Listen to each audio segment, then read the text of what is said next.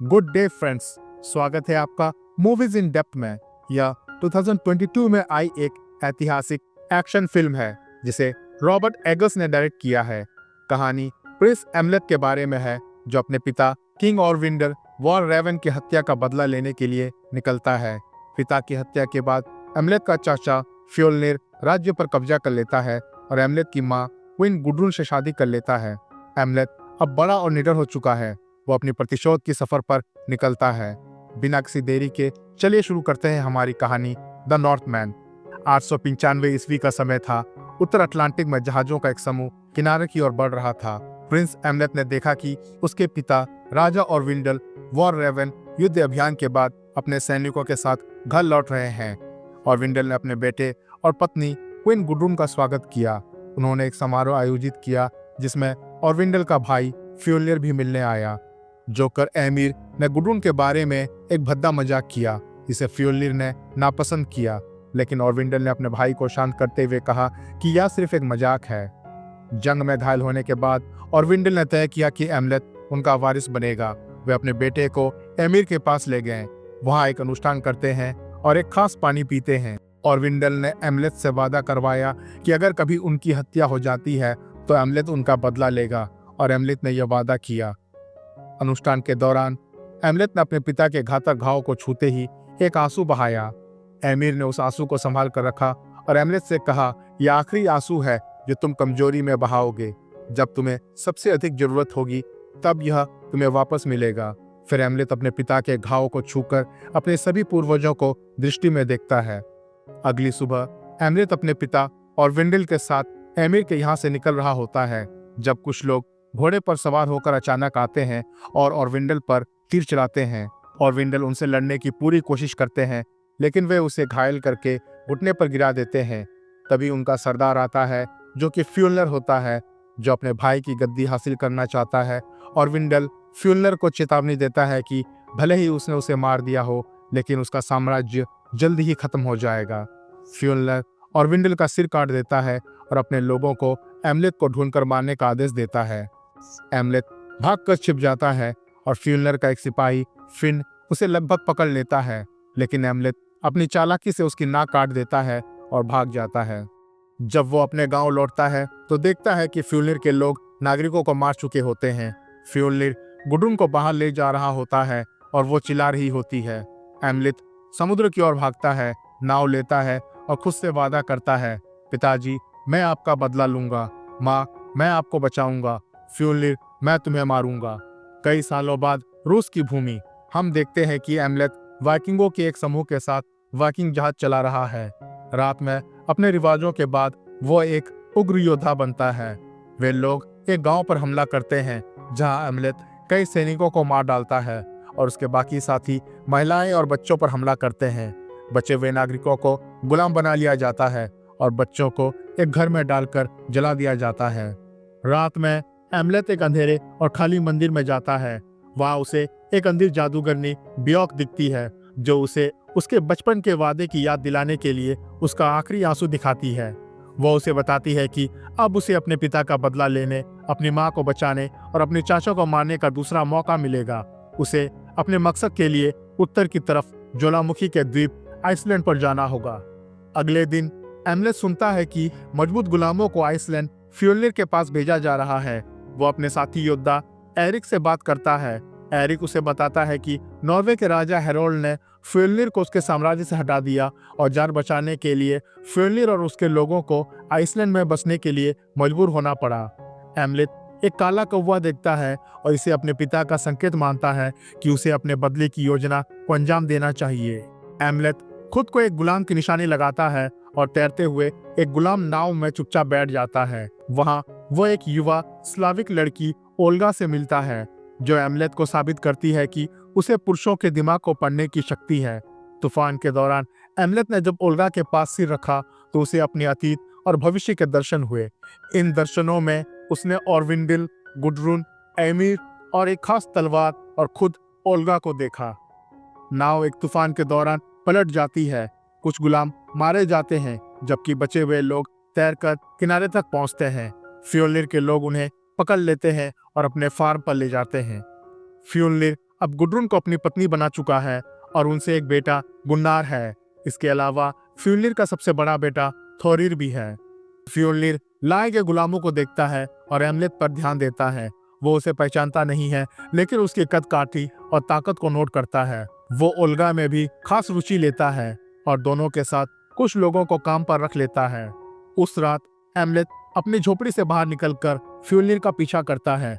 वो उसे एक झोपड़ी तक पीछा करता है और मारने के लिए चाकू उठाने ही वाला होता है, तभी एक लोमड़ी उसे परेशान कर देती है। इससे वो फ्योल्निर को मारने का मौका चूक जाता है। एमलेट फिर से कसम खाता है कि वो फ्योल्निर को मारेगा।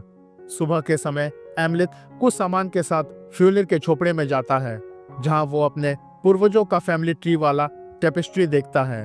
वो अपनी माँ और फ्योल्निर को एक कमरे में देखता है।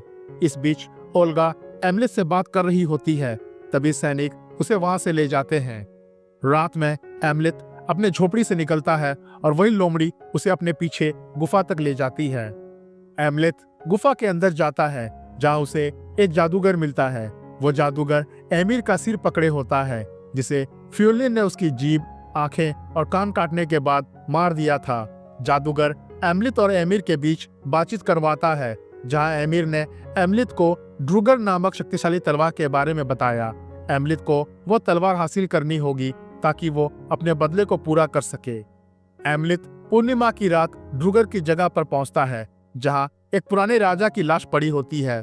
जब एमलेट तलवार पकड़ने की कोशिश करता है तो वो लाश जाग जाती है और एमलेट से लड़ाई करती है। लड़ते हुए एमलेट एक कुल्हाड़ी से मारता है, जिससे लाश चांद की रोशनी में आकर जम जाती है। आखिर में एमलेट तलवार से कंकाल का सिर काट देता है और उसकी योग्यता का परीक्षण खत्म होते ही तलवार निकाल लेता है। जब वो गांव लौटता है तो वो फ्योल्निर और उसके आदमियों पर तलवार से हमला करने वाला होता है, लेकिन फिलहाल रुकने का फैसला करता है। फिर वो झोपड़ी में देखता है कि फ्योल्निर ओल्गा के साथ जबरदस्ती करने की कोशिश कर रहा है, लेकिन ओल्गा अपने मासिक धर्म के खून से उस पर मलकर उसे दूर कर देती है। बाद में गुलामों को क्नैट लकीर, जो कि एक खतरनाक खेल है, खेलने के लिए मजबूर किया जाता है, जहाँ खिलाड़ी अपने विरोधियों को हराने और मारने के लिए खेलते हैं। एमलेट की टीम को हारते देख गुनार मैदान में खेलना चाहता है, लेकिन दूसरी टीम का कप्तान थॉरफिन उसे इतनी जोर से मारता है कि वो बेहोश हो जाता है।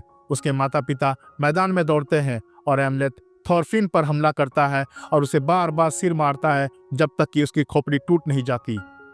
रात में सभी लोग जश्न मनाते हैं।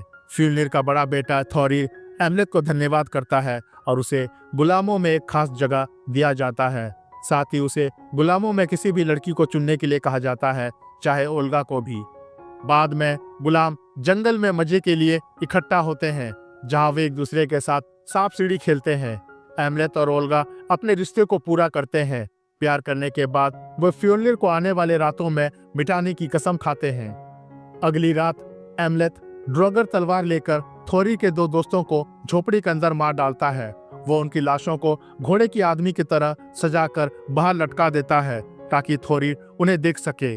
सुबह थोरिर अपने दोस्तों की मौत पर चिल्लाता है और जिम्मेदार कातिल को ढूंढने की कसम खाता है। वहाँ की पुजारिन फ्योल्निर को बताती है कि उसे बलि देनी होगी। उसी शाम पुजारिन एक गुलाम लड़की के साथ बलिदान की रस्म करने वाली थी। बाहर एमलेट भेड़ियों को भौंकने के लिए उकसाता है, जिससे फ्योल्निर का कुत्ता उस पर हमला करता है और फ्योल्निर उसे मार देता है। उधर एमलेट गुलाम लड़की को आजाद कर देता है। जब फ्योल्निर और उसके आदमी झोपड़ी में आते हैं तो पुजारिन को नीचे बंधा हुआ और एक नंगू पुंगू आदमी को उल्टा लटका हुआ देखते हैं। फ्योल्निर, गुन्नार और थोरिर यह देखकर घबरा जाते हैं। इस बीच ओल्गा फ्योल्निर के कुछ आदमियों को नशा करने वाली मशरूम खिलाकर पागल कर देती है, जिससे कुछ लोग खुद को मार लेते हैं। बाद में रात के समय एमलेट गुड्रुन के कमरे में जाता है और कहता है कि वो उसका बेटा है। उसे देखकर गुड्रुन हैरान होती है, लेकिन अपने बेटे के जिंदा होने पर खुश नहीं होती। एमलेट उसे बताता है कि वो उसे आजाद करने आया है। गुड्रुन बताती है कि वो फ्योल्निर की कैदी नहीं है, बल्कि उसने सच में उससे प्यार किया और शादी करने के लिए राजी हो गई। उसने ही फ्योल्निर से ऑरविंडल को मारने के लिए जोर दिया था, क्योंकि उसने उसे गुलाम बना लिया था और जबरदस्ती संबंध बनाया था, जिससे एमलेट का जन्म हुआ।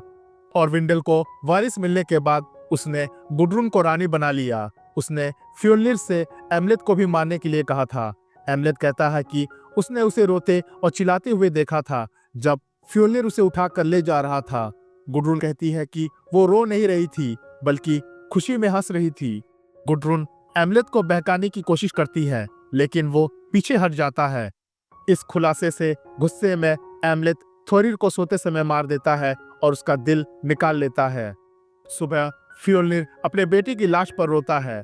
गुडरून उसे बताती है कि थोरिर की हत्या उसके बेटे एमलेट ने की है। वो फ्योल्निर को एमलेट का साथी खोजने के लिए कहती है।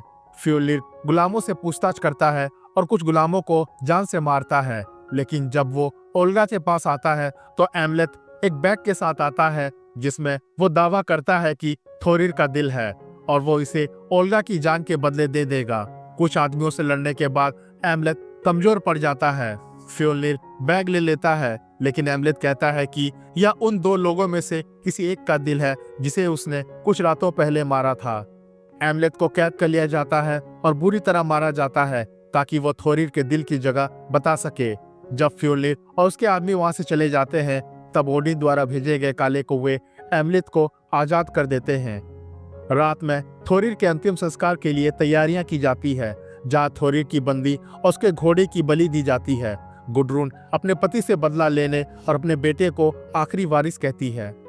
जब फ्योल्निर एमलेट को देखने जाता है तो वहां सिर्फ काले कौवे होते हैं। ओल्गा एमलेट को लेकर घोड़े से चली जाती है और दूर पहाड़ों में कुछ समय दोनों साथ बिताते हैं। एमलेट ओल्गा के साथ नाव में भाग जाता है लेकिन जब वो ओल्गा के घाव को चूमता है तो उसे अपने और ओल्गा के जुड़वा बच्चों को अपने पारिवारिक पेड़ में दर्शन होता है। ओल्गा यह बताने वाली थी लेकिन दोनों के सुरक्षित होने के बाद यह जानते हुए कि फ्योल्निर के जिंदा रहते वे और उनके आने वाले बच्चे कभी सुरक्षित नहीं होंगे, एमलेट नाव वाले को अंगूठी देकर ओल्गा को ऑर्कनी ले जाने के लिए कहता है। एमलेट ओल्गा से विदाई लेकर कहता है, तुम एक राजा की मां बनोगी और हम उस भाग्य से बच नहीं सकते जो नॉर्स ने हमारे लिए बुना है। इतना कहकर वो पानी में कूद जाता है। ओल्गा एमलेट के लिए प्रार्थना करती है और हवा को बुलाती है ताकि वह मंजिल तक पहुंच सके। एमलेट वापस तैरकर लौटता है ताकि अपना बदला पूरा कर सके।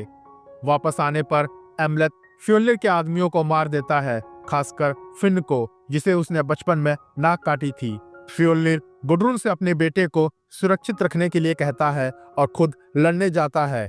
एमलेट बाकी गुलामों को आजाद कर देता है और उन्हें अपनी जिंदगी आजादी में जीने के लिए कहता है। फिर एमलेट फ्योल्निर को खोजते हुए एक कमरे में पहुंचता है जहां गुडरून उस पर पीछे से हमला करती है और उसे तलवार से मारती है। एमलेट तलवार उसके दिल में भेद देता है। तभी गुन्नार उस पर हमला करता है और उसके पीठ पर बार बार चाकू मारता है, लेकिन एमलेट उसे छाती पर वार करके मार देता है। फ्योल्निर अपनी पत्नी और बच्चों की लाशें देखता है और एमलेट से कहता है कि वे गेट्स ऑफ हेल पर आखिरी मुकाबला करेंगे। गुलाम वहां की सभी झोपड़ियों को आग लगा देते हैं और एमलेट खड़ा होकर देखता है। एमलेट ज्वालामुखी हेक्ला की तरफ निकलता है जहां पहुंचने पर वो गुडरून और गुन्नार की लाशों पर अपने रिवाजों से विदा करता है। फिर वो अपनी कसम दोहराते हुए आगे बढ़ता है।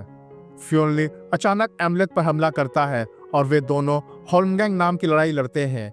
फ्योल्निर लगभग एमलेट को हरा देता है, लेकिन राजकुमार अपनी ताकत और पिता को दिए वादे को याद रखते हुए लड़ाई जारी रखता है। लड़ाई तब खत्म होती है जब फ्योल्निर एमलेट को दिल से भेदता है, लेकिन एमलेट अपने चाचा का सिर काट देता है। एमलेट मर रहा होता है, लेकिन वो ओल्गा और उनके जुड़वा बच्चों का दर्शन करता है, जिसमें से एक द मेडन किंग बनेगा, जैसा कि भविष्यवक्ता ने भविष्यवाणी की थी। एक वोल्कायरी आत्मा आती है और एमलेट को वेलहैला ले जाती है। योद्धा तब तक लड़ते हैं जब तक भालू का पंजा प्रहार नहीं करता। वे वेलहॉल तक लड़ते हैं। इंसानी रूप में वापस आने तक वे निडर होकर अपने दुश्मनों के घावों से खून पिएंगे। उम्मीद है कि आपको ये कहानी पसंद आई होगी।